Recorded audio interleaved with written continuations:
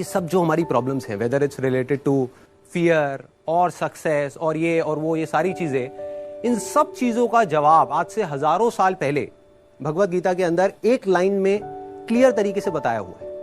Problem क्या है कि हमको वो लाइन समझ नहीं आ रही। मुझे भी समझ नहीं आई थी जब मैंने पहली बार सुनी थी।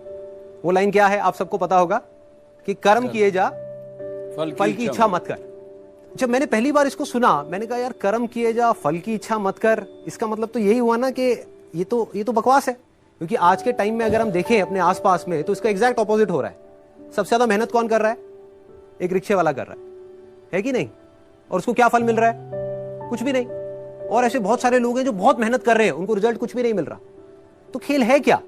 खेल क्या है कि हम इसको बारीकी से समझ नहीं पाए। मैं भी समझ नहीं पाया था। फिर जब इसके ऊपर एक एक वर्ड को इसको पकड़ने की कोशिश करी और समझ आया, तब क्लियर होता चला गया कि एग्जैक्टली कर्म करना कैसे है। देखो, कर्म भी सही डायरेक्शन में करना है, तभी रिजल्ट आएगा ना। सक्सेस यहां है, आप वहां भागे जा रहे हो। आप कह रहे हो यार मैं तो 10 साल से भाग रहा हूं, अभी तक मेरे को सक्सेस मिली नहीं। तो फंडा क्या है कि डायरेक्शन गलत है।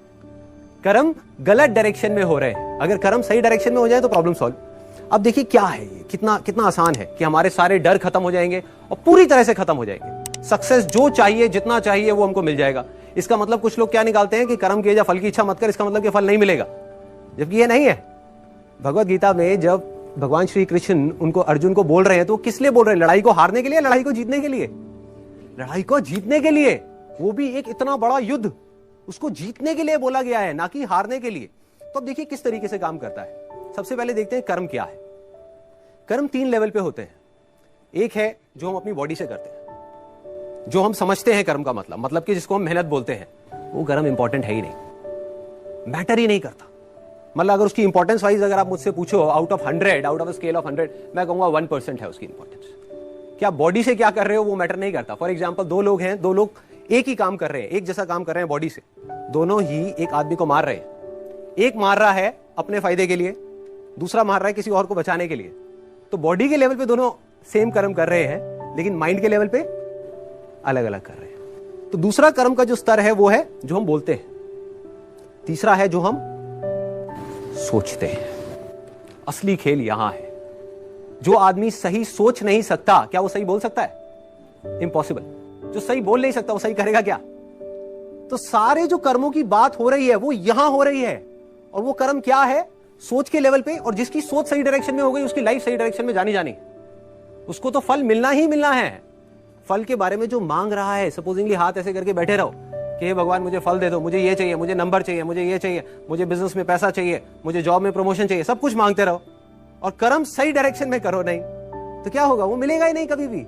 दूसरी तरफ से कुछ मत मांगो, लेकिन कर्म सही डायरेक्शन में करते चले जाओ, तो उतना मिलेगा जितना हम सब में से कोई सपने में भी नहीं सोच सकता। देखो, लाइफ का फंडा पता है क्या है? मेरी लाइफ का एक्सपीरियंस क्या कहता है कि जब तक जो चीज नहीं मिली होती, जब तक सक्सेस की खेल शुरू नहीं होता ना, तब तक तो हमको लग रहा होता है कि यार ये भी हो जाए तो बहुत है, ये भी हो जाए तो बहुत है। एक बार वो खेल शुरू होता है, जब उसका खेल शुरू होता है ना, तो इतना आता है, इतना आता है, इतना आता है जितना हम सपने में भी नहीं सोच सकते। समझ ही नहीं आता कहां से कैसे कैसे आ रहा है। बस कर्म सही डायरेक्शन में होने चाहिए। अब वो सही डायरेक्शन में कैसे होंगे?